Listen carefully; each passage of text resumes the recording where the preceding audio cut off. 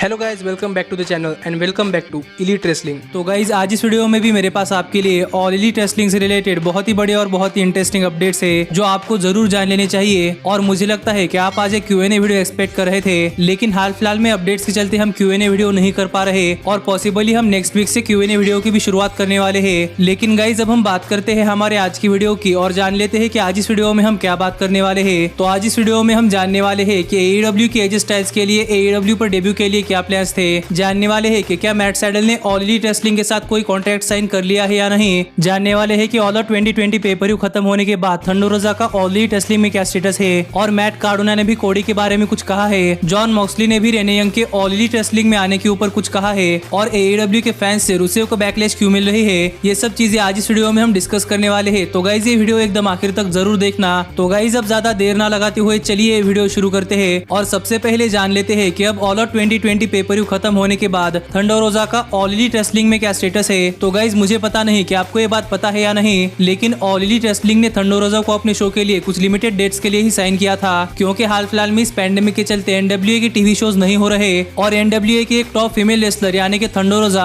NWA women's champion होकर भी show पर रेसल नहीं कर पा रही थी। तो ऑल एलीट रेसलिंग ने NWA के प्रेसिडेंट से बात कर थंडर रोजा को अपने शो पर लाने की इजाजत मांगी थी, जिससे कि AEW की विमेंस वर्ल्ड हेवीवेट चैंपियनशिप के लिए ऑल एलीट रेसलिंग को चैलेंजर के तौर पर बहुत ही तगड़ा सुपरस्टार मिल जाएगा, जिससे AEW में विमेंस रेसलिंग थोड़ी सी इंप्रूव होगी। और अगर NWA की women's world heavyweight champion all Elite wrestling के डायनामाइट शो पर आती है तो इससे NWA को भी फायदा होगा। तो इस डील को लेकर ऑल एलीट रेसलिंग ने NWA की विमेंस चैंपियन थंडर रोजा को अपने डायनामाइट शो पर कुछ डेट्स के लिए साइन किया था, जो डेट्स पॉसिबली अब खत्म हो चुकी है, क्योंकि गाइज यहाँ पर रिपोर्ट ऐसी आ रही है कि थंडर रोजा का ऑल एलीट रेसलिंग के साथ कॉन्टैक्ट सिर्फ ऑल आउट पेपर तक ही था, और अब पॉसिबली हमें ऑल एलीट रेसलिंग के ऑल आउट पेपर के बाद थंडर रोजा ऑल एलीट रेसलिंग के डायनामाइट शो पर नहीं आती हुई दिखाई देने वाली, क्योंकि पहली बात तो थंडर रोजा ऑल एलीट रेसलिंग के विमेंस वर्ल्ड हेवीवेट चैंपियनशिप के लिए चैलेंज कर हार चुकी है, और इससे ज्यादा AEW के पास थंडर रोजा के लिए कोई प्लान्स नहीं है। और यहाँ पर NWA भी नहीं चाहती कि उनकी विमेंस वर्ल्ड हेवीवेट चैंपियन किसी और प्रमोशन में जाकर बार बार हारे, इसलिए गाइज हमें पॉसिबली अब ऑल आउट पेपर के बाद थंडर रोजा ऑल एलीट रेसलिंग के डायनामाइट शो पर नहीं आती हुई दिखाई देने वाली। लेकिन गाइज अब हम आगे बढ़ते हैं और बात करते हैं हमारे अगले अपडेट की और जानते हैं कि कोडी को लेकर मैट कार्डोना ने क्या कहा। तो गाइज मुझे लगता है कि आपको ये बात पता होगी कि मैट कार्डोना और कोडी रियल लाइफ में काफी अच्छे दोस्त थे, जिस वजह से ही आज हमें Matt Cardona all Elite Wrestling में दिखाई दे रहे हैं। लेकिन यही अपने लेटेस्ट इंटरव्यू में बात करते हुए मैट कार्डोना ने कहा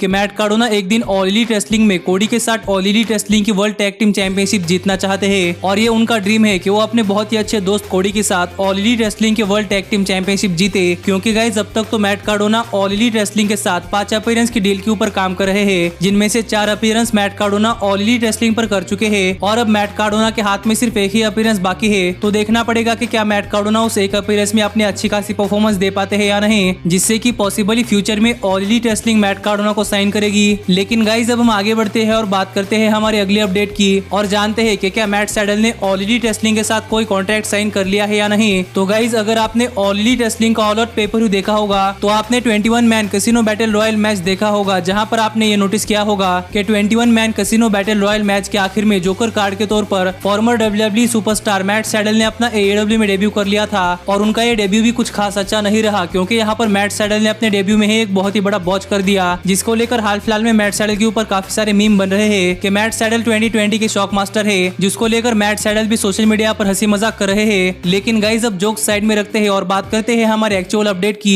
तो गाइज मुझे लगता है कि आप लोग ये बात जानना चाहते हैं कि क्या मैट सैडल ने ऑल एलीट रेसलिंग के साथ कोई कॉन्ट्रैक्ट साइन कर लिया है या नहीं, और क्या हमें मैट सैडल AEW में डे टू डे बेसिस पर देखने को मिलने वाले हैं या नहीं, क्योंकि मैट सैडल ने AEW में अपना डेब्यू कर लिया है, और अब मैट सैडल की फ्यूचर डायरेक्शन क्या होने वाली है। तो गाइज मैं आपको बताना चाहूंगा कि मैट सैडल ने ऑल आउट 2020 पेपर में 21 man casino battle royale match में जोकर कार्ड के तौर पर अपना AEW में डेब्यू तो किया, लेकिन गाइज अब तक ऑल एलीट रेसलिंग ने मैट सैडल को अपनी कंपनी में साइन नहीं किया, और मैट सैडल अभी भी एक फ्री एजेंट है जो जिस चाहे उस कंपनी में काम कर सकते हैं। और AEW अपने ऑल आउट पेपर में बज़ क्रिएट करना चाहती थी कि 21 man casino battle royale match में जोकर कार्ड के तौर पर कौन आता है, जिसके लिए AEW ने मैट सैडल को अप्रोच किया था। और आप यहाँ पर कह सकते हैं कि ये मैट सैडल की ऑल एलीट रेसलिंग में एक वन टाइम अपीयरेंस थी, जिस वन टाइम अपीयरेंस में ही मैट सैडल ने ऑल एलीट रेसलिंग में बहुत ही बड़ा बॉच कर दिया। तो देखना पड़ेगा कि अब मैट सैडल का AEW में डेब्यू क्या होता है, क्योंकि गाइज हमने पहले भी देखा है कि अगर कोई सुपरस्टार AEW पर अपनी बहुत ही बेहतरीन परफॉर्मेंस देता है तो AEW सुपरस्टार को अपनी कंपनी में साइन कर लेती है, जिसके बहुत सारे एग्जांपल्स आपने हाल फिलहाल में देखे होंगे। पर यहाँ पर मैट सैडल की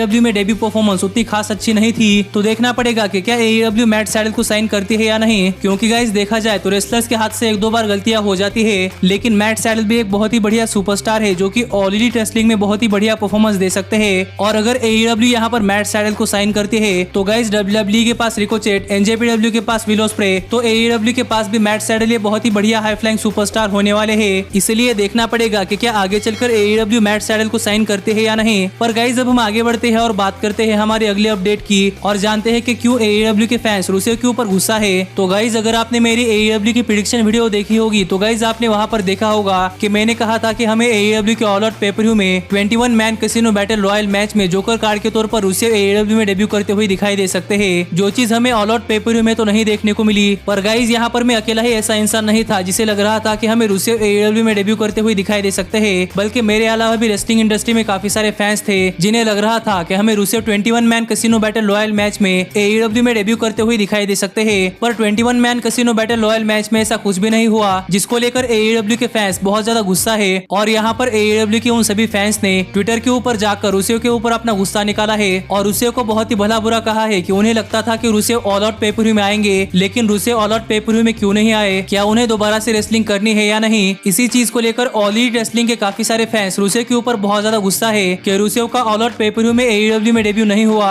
और इस चीज से मैं तो बिल्कुल सहमत हूँ, क्योंकि गाइस मुझे लगता था कि रूसेव ऑल आउट 2020 पेपर-व्यू में ऑल एलीट रेसलिंग में आएंगे, लेकिन गाइस रूसेव यहाँ पर नहीं आए। जिसके ऊपर आपका क्या कहना है ये आप मुझे कमेंट कर बताइए। लेकिन गाइस अब हम आगे बढ़ते हैं और बात करते हैं हमारे अगले अपडेट की और जानते हैं कि रेने यंग के AEW ज्वाइन करने के ऊपर जॉन मॉक्सली ने क्या कहा। तो गाइस जब से रेने यंग ने WWE कंपनी छोड़ी है तब से सब लोग सोच रहे हैं कि अब हमें Renee Young All Elite Wrestling में आते हुए दिखाई दे सकती है, क्योंकि उनके हस्बैंड ऑल एलीट रेसलिंग के लिए काम करते हैं। और हाल फिलहाल में इसी चीज को लेकर रेने यंग के हस्बैंड यानी कि जॉन मॉक्सली ने ऑल आउट पेपर-व्यू खत्म होने के बाद बात की है, जहाँ पर एक फैन ने जॉन मॉक्सली से पूछा कि क्या अब हमें Renee Young All Elite Wrestling में आते हुए दिखाई दे सकते हैं या नहीं। जिसके ऊपर जॉन मॉक्सली ने कहा कि हाल फिलहाल में जॉन मॉक्सली रेने यंग के बारे में कुछ भी नहीं कह सकते, क्योंकि ये सब बातें रेने यंग के ऊपर डिपेंड करती है कि क्या वो AEW में आना चाहते हैं या नहीं। पर अगर वो रीजन देखा जाए जिसकी वजह से रेने यंग ने WWE कंपनी छोड़ी है, तो वो रीजन ये है कि रेने यंग WWE कंपनी से भी आगे बढ़कर मेन स्ट्रीम टेलीविजन पर खुद को शोकेस करना चाहती है, जिस वजह से रेने यंग ने WWE कंपनी छोड़ दी थी। और यहाँ पर रेने यंग चाहती थी कि रेने यंग WWE से भी बड़े प्लेटफॉर्म के ऊपर काम करे, जिसके लिए हाल फिलहाल में रेने यंग बहुत जोरों से मेहनत कर रही है। और मॉक्सली को भी नहीं लगता कि हाल फिलहाल में Renee Young All Elite Wrestling में आने के बारे में सोच रही है। पर यहाँ पर मॉक्सली भी चाहते हैं कि Renee Young All Elite Wrestling में आए और वो भी जॉन मॉक्सली को इस कंपनी में ज्वाइन करे, क्योंकि रेने यंग के पास रेसलिंग इंडस्ट्री में काम करने का अच्छा खासा एक्सपीरियंस है। और अगर रेने यंग AEW में आती है तो रेने यंग AEW में अपने आप को बहुत ही अच्छी तरीके से फिट कर सकती है, जहाँ पर वो AEW में भी WWE की तरह बैकस्टेज इंटरव्यू लेने का काम कर सकती है और चाहे तो रेने यंग कमेंट्री भी ज्वाइन कर सकती है। लेकिन मॉक्सली को नहीं लगता कि हाल फिलहाल में रेने यंग AEW में आने वाली है, पर मॉक्सली भी चाहते हैं कि रेने यंग AEW में आए, चाहे वो पार्ट टाइम जॉब की तरह ही क्यों ना हो। तो गाइस इससे तो आप लोग समझ ही सकते हैं कि हाल फिलहाल में Renee Young All Elite Wrestling में आने के बारे में जरा भी नहीं सोच रही। पर आप मुझे कमेंट कर बताइए कि क्या रेने यंग को AEW कंपनी ज्वाइन करनी चाहिए या नहीं। लेकिन गाइस अब हम आगे बढ़ते हैं और बात करते हैं हमारे फाइनल अपडेट की और जानते हैं कि एजे स्टाइल्स के AEW में डेब्यू के लिए AEW के पास क्या प्लान्स थे। तो गाइस हाल फिलहाल में द यंग बक्स यानी कि निक जैक्सन और मैट जैक्सन का एक इंटरव्यू हुआ था, जिस इंटरव्यू में बात करते हुए यंग बक्स ने काफी सारी स्टोरी शेयर की है। और यही यंग बक्स ने ये भी स्टोरी शेयर की है कि अगर AJ Styles all Elite Wrestling में आने के लिए तैयार थे तो AEW की एजे स्टाइल्स के लिए क्या प्लान्स थे। जो बताते हुए यंग बक्स ने कहा कि ये साल 2018 का था जब ऑल एलीट रेसलिंग कंपनी बनाने की बात चल ही रही थी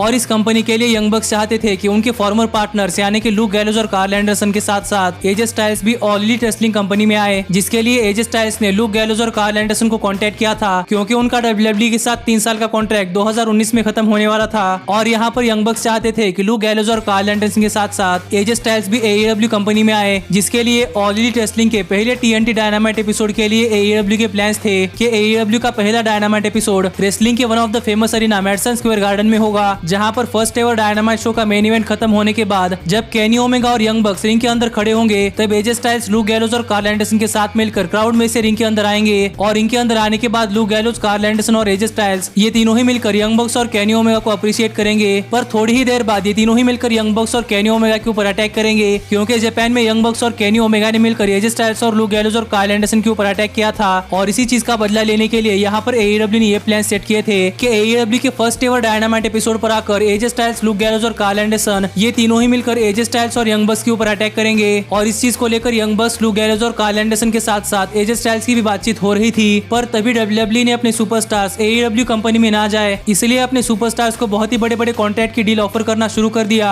जिस डील को एजे स्टाइल्स, लुक गैलोज और कार्ल एंडरसन मना नहीं कर सकते थे क्योंकि उन्हें इतने सारे पैसों का ऑफर पहले कभी नहीं मिला था। जो बात एजे स्टाइल्स और लुक गैलोज और कार्ल एंडरसन ने मिलकर यंग बक्स को बताई और यहाँ पर इन तीनों ने AEW में आने से मना कर दिया, जिससे कि हमें एजे स्टाइल्स और क्लब का ऑल एलीट रेसलिंग में बहुत ही बढ़िया रियूनियन नहीं देखने को मिला। पर गाइज अगर ये चीज होती तो गाइज हमें ऑल एलीट रेसलिंग के पहले ही डायनामाइट एपिसोड पर बहुत ही बड़े बड़े डेब्यूज देखने को मिलने वाले थे। और आप मुझे कमेंट कर बताइए कि अगर AJ Styles all Elite wrestling company में आते तो क्या एजे स्टाइल्स का रेसलिंग करियर और भी ज्यादा बढ़िया हो सकता था या एजे स्टाइल्स को WWE में ही रहना चाहिए था। लेकिन गाइज हमारी आज की वीडियो यही तक की थी और गाइज अब मिलता हूँ आपसे अगली वीडियो में, पर तब तक stay healthy, stay happy and keep watching elite wrestling. Hey, did you like that video? Click the screen for more. And where do you think you're going? Check out our official merchandise page and to support the entire cast. And thanks so much for being the elite. The elite, the elite. What, Nick, you're not going to sing it all with me this time?